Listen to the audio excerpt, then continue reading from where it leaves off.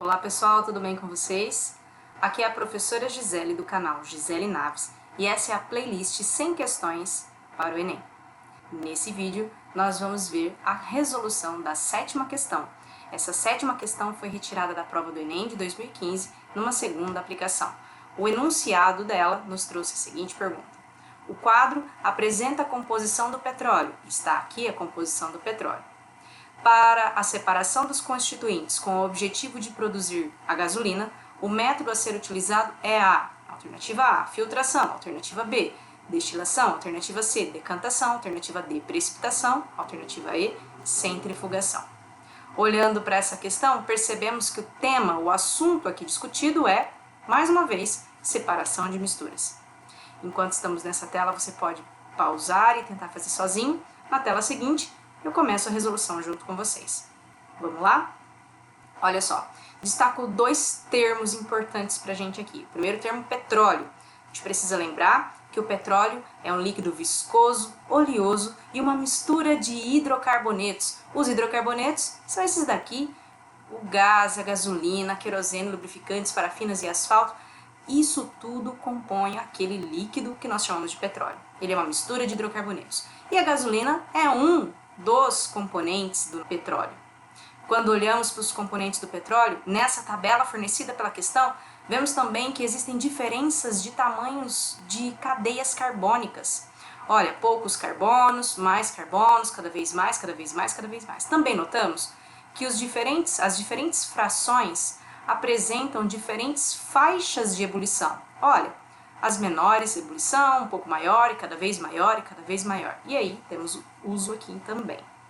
Então, destacamos nessa questão três coisas, na verdade.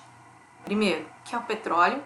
Segundo, que as frações do petróleo têm diferentes temperaturas de ebulição. E queremos produzir gasolina. Qual é o método de separação de misturas envolvido aqui? Muito bem. Então vamos agora aprofundar um pouco mais. Sabemos que o petróleo é uma mistura de hidrocarbonetos. Sabemos que a gasolina é um dos hidrocarbonetos que tem no petróleo.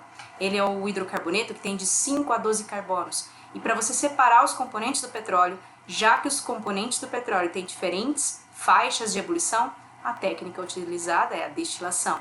Porque a destilação é uma técnica de separação de misturas homogêneas. Nós vimos na questão anterior. Nessa técnica, nós vamos separar não só um líquido de um outro líquido, vamos separar também sólido, líquido e gasoso, porque o asfalto seria o sólido, o gás é o gasoso e a própria gasolina é o estado líquido.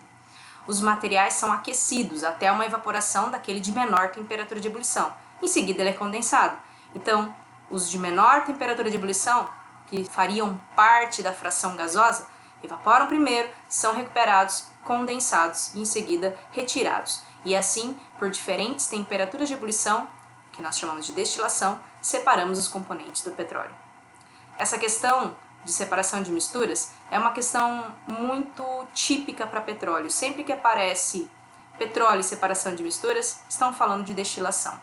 O mapa mental que nós podemos construir dessa questão, ele vai sair do mapa mental da questão anterior, quando nós tínhamos separação de misturas homogêneas, destilação fracionada, e lá em destilação fracionada nós continuamos. Aqui, ó, lá da destilação fracionada eu posso continuar. A destilação fracionada, nós vamos separar substâncias quanto a diferente temperatura de ebulição, como as substâncias envolvidas têm diferentes temperaturas de ebulição, nós aquecemos até a ebulição de uma delas. No caso, é o que acontece com o petróleo.